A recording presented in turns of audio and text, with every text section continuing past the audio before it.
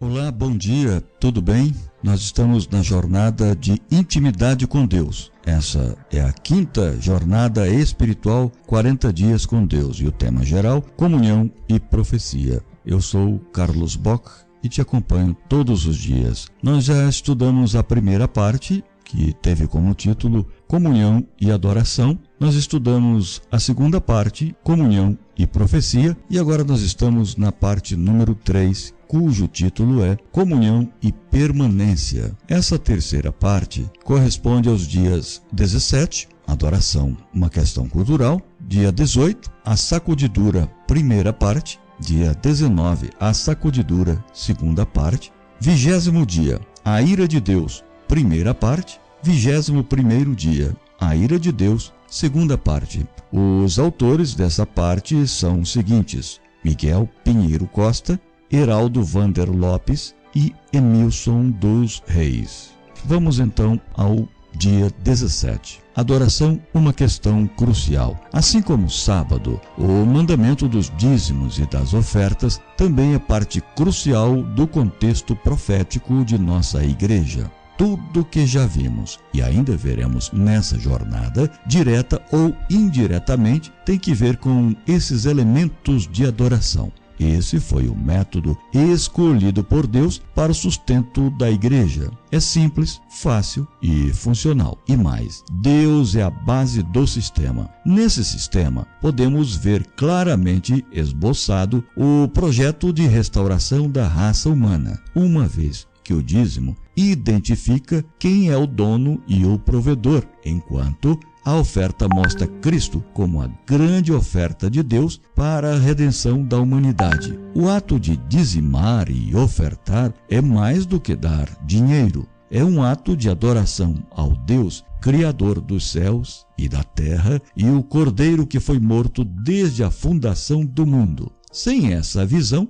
dizimar e ofertar perde totalmente o seu significado. O chamado para adorar de Apocalipse 14 inclui os dízimos e as ofertas. Visando recarregar nossa bateria, recordar e aprender algo mais sobre esse sistema, vamos estudar os seguintes aspectos: lógica e simplicidade do sistema exposta à bondade de Deus, dizimar e ofertar como uma questão espiritual. Lógica e simplicidade do sistema. Tudo o que temos e recebemos para nossa subsistência vem de Deus. A palavra de Deus diz: tudo vem de ti, e das tuas mãos tu damos. 1 Crônicas 29:14. Tudo o que temos e somos vem de Deus. Isso vale para todos. Ninguém consegue viver sem a constante intervenção divina, pois nele vivemos e nos movemos e existimos. Atos, capítulo 17, versículo 28. O próprio Cristo explicou claramente essa lógica aos seus seguidores. Observai as aves do céu. Não semeiam, não colhem, nem ajuntam em celeiros. Contudo, vosso Pai Celeste as sustenta. Porventura, não valeis vós muito mais do que as aves? Mateus 6:26. Comentando essa passagem, Ellen White afirma: o grande provedor dos homens e animais abre as mãos e supre a necessidade de todas as suas criaturas. Não considera as aves do céu inferiores em seu cuidado. Não lhes põe o alimento no bico, mas toma providências para lhes satisfazer as necessidades. Cumpre-lhes apanhar as sementes que para elas espalha. Tem de preparar o material para o ninhozinho. Precisam alimentar os filhotes e saem em seu trabalho cantando, pois vosso Pai Celeste as alimenta. E não tendes vós muito mais valor do que elas? Não tendes vós, como adoradores inteligentes e espirituais, mais valor do que as aves do céu? Não há de que o autor de nosso ser ou o conservador de nossa existência, aquele que nos formou a sua própria e divina imagem, não há de ele prover as nossas necessidades, se tão somente nele confiarmos? Caminho a Cristo, página 123. Todos os recursos permanentes ou temporários que temos para viver são uma dádiva de Deus. Para que não nos esqueçamos desse princípio, ele deu o mandamento do dízimo e da oferta. O mandamento diz: trazei todos os dízimos à casa do tesouro, para que haja mantimento em minha casa. E provai-me nisso, diz o Senhor dos Exércitos, se eu não vos abrir as janelas do céu e não derramar sobre vós bênção sem medida. Malaquias, capítulo 3, versículo 10. O dízimo, 10%, foi definido por Deus, o Criador, provedor e proprietário de tudo. Quanto às ofertas, ele deixou a critério do adorador. Ela pode ser maior ou menor ou igual ao dízimo. Cada adorador deve doar de acordo com o que propuser no coração. A oferta deve ser planejada e de maneira percentual, ou seja, proporcional ao rendimento. Tanto os dízimos quanto as ofertas devem ser devolvidos com alegria e sentimento de adoração, e nunca com tristeza, como se Deus tivesse tirado ou explorado um adorador rico ou pobre. Ao contrário do que pensam as pessoas que não conhecem a Deus, essa ordem divina para se trazer à sua casa os dízimos e as ofertas é uma das mais extraordinárias manifestações da bondade de Deus para com os seus filhos. Resposta à bondade de Deus. Uma vez que tudo é de Deus, não seria surpresa se ele pedisse que fosse levado 80% dos recursos à casa do tesouro para o sustento do Evangelho. Por que ele não fez isso? Penso que uma das possíveis respostas seria dar oportunidade a todos de reproduzir parte da bondade do Pai Celeste para com os outros. A obediência a essa ordem divina é uma maneira de demonstrar gratidão, reconhecimento pela infinita bondade de Deus. Pare por um momento e medite, sem pressa, na seguinte afirmação do Espírito de profecia: o Senhor não precisa de nossas ofertas. Não o podemos enriquecer com as nossas dádivas. Diz o salmista: tudo vem de ti, e da tua mão tu damos. 1 Crônicas 29:14. No entanto, Deus nos permite demonstrar nossa apreciação de suas misericórdias pelos esforços abnegados para passá-las a outros. É essa a única maneira em que nos é possível manifestar nossa gratidão e amor a Deus, e não provê outra. O texto é do livro Conselhos sobre Mordomia, página 18 e 19. Como dizimar e ofertar tem um objetivo nobre, adoração, não devemos nos surpreender com os agentes de Satanás que, às vezes, parecem pregando contra essa ordem divina. Para que ninguém caia nessa mentira, temos um relato profético clássico contra um desses agentes do inimigo. Leia e medite. Compreendo que também estás proclamando que não devemos dar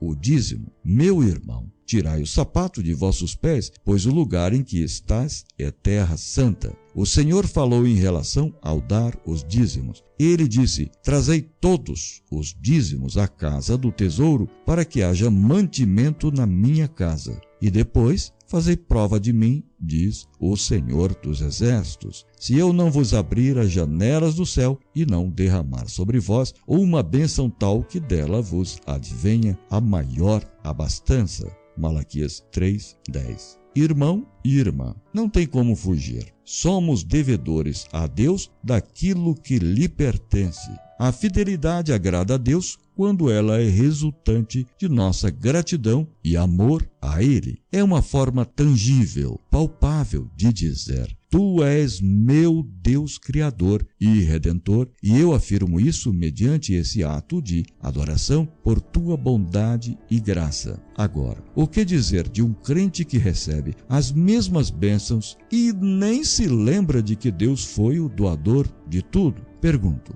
isso não é ingratidão sem tamanho? Que falta de bom senso e sabedoria! Muitos que fizeram o Seminário de Enriquecimento Espiritual 1 se lembram da experiência que contava a respeito do meu avô. quando ele dizia: menino, essa tua atitude ruim ainda vai te matar. E ele tinha razão. A ruindade mata mesmo. O certo é que colhemos o que plantamos. Quando somos gratos a Deus por suas bênçãos, desenvolvemos um espírito alegre que contribui para a nossa saúde e bem-estar. Se não somos gratos, teremos como resultado uma atitude pessimista e triste e que pode afetar nossa saúde física, mental e espiritual. Talvez você esteja pensando, mas isso que ele está dizendo não se aplica a mim, nem me afeta. A verdade é que temos que cuidar, vigiar e buscar sempre crescer em Cristo, demonstrando nossa gratidão pelas bênçãos recebidas. Como vocês sabem, gosto de ensinar por contraste. Parece que prestamos mais atenção e é isso que vou mostrar a seguir. Vamos, então, pensar e meditar nesses dois exemplos. Exemplo A. Alguém recebeu de Deus R$1.000 de salário. Primeiro, ele se lembrou de Deus. Antes de tudo, separou R$100 de dízimo e logo em seguida também o pacto pode ser maior ou menor ao dízimo. Vamos imaginar o pacto também de R$100. Dízimo e pacto foram separados para fim santo, pois pertencem ao Senhor, ou ao melhor amigo e provedor se destinam às primícias, pois ele é digno e merecedor. Exemplo B. Alguém recebeu o mesmo provento. Primeiro se lembrou de pagar o cartão de crédito, as prestações diversas, o juro que devia ser tomado, emprestado e, por fim, se lembrou de Deus. Mas já não havia mais nada. Aquele que lhe dera tudo foi esquecido. Não merecia ser lembrado e não era digno. Medite. Com qual desses dois você se identifica? Com a pessoa A ou B? O que o levou a essa situação? Irmãos queridos, não há como negar que a minha condição espiritual que vai determinar com que exemplo vou me identificar. Dizimar e ofertar. Uma questão espiritual. Tenho repetido durante anos e volto a dizer para uma pessoa que desenvolveu e consolidou o hábito de buscar a Deus nas primeiras horas de cada manhã. O significado do dízimo e da oferta é diferente. Para ela, dizimar e ofertar é uma maneira de adorar a Deus, porque Ele é digno. Assim como separamos a primeira hora da manhã para Deus, da mesma forma faremos com os dízimos e as ofertas. Para o fiel mordomo, dizimar e ofertar são partes integrantes de sua espiritualidade. O sagrado vem em primeiro lugar e as demais coisas são secundárias. Se alguém está endividado, com aluguel atrasado, inadimplente em relação às mensalidades escolares, será que demonstrar ingratidão e ser infiel nos dízimos e nas ofertas vai ajudar ou piorar a situação? Mais uma vez, gostaria de ressaltar que a infidelidade nos dízimos e nas ofertas não é primariamente uma questão financeira, e sim espiritual. Como vimos no Seminário de Enriquecimento Espiritual 1, Deus abençoa primeiro e depois diz: trazei os dízimos e as ofertas. Malaquias 3, 8 até o 10. É o nível do nosso relacionamento com Deus que determinará nossa fidelidade ou infidelidade. Uma coisa é certa, uma pessoa que foi batizada com o Espírito Santo e busca a Deus na primeira hora da manhã será grata e fiel quanto à parte que pertence ao Senhor. O fiel mordomo sabe que aquilo que é sagrado, que foi separado, mediante voto para a destinação santa, não se mexe. Quando se faz uma promessa à causa, isso é um voto feito a Deus e deve ser mantido como sagrado, à vista de Deus, não é nada menos do que sacrilégio aproveitar-nos para o próprio uso daquilo que foi uma vez votado para promover sua sagrada obra. Testemunhos Seletos, volume 1, página 549. Examinando o coração. Examinai rigorosamente o vosso próprio coração, à luz da eternidade. Não oculteis nada a vosso exame. Esquadrinhai, esquadrinhai, como se disso dependesse a vossa vida. e condenai a vós mesmos, pronunciai a sentença sobre vós mesmos, e então, pela fé, reivindicai o purificador sangue de Cristo para remover as manchas de vosso caráter cristão. Não aduleis nem desculpeis a vós mesmos, tratai honestamente com a vossa própria alma. E então, ao vos considerardes pecador, caí completamente quebrantados ao pé da cruz. Jesus vos receberá, tão corrompidos como sois, e vos lavar em seu sangue, purificando-vos de impurezas e vos habilitando para a sociedade dos anjos celestiais, num céu puro e harmonioso. Não há ali discordância nem discórdia. Tudo é saúde, felicidade e alegria. Maranata, o Senhor logo vem. Meditação matinal, 1977, página 55. Amanhã estaremos no dia de número 18 e o assunto é a sacudidura, primeira parte. Até lá.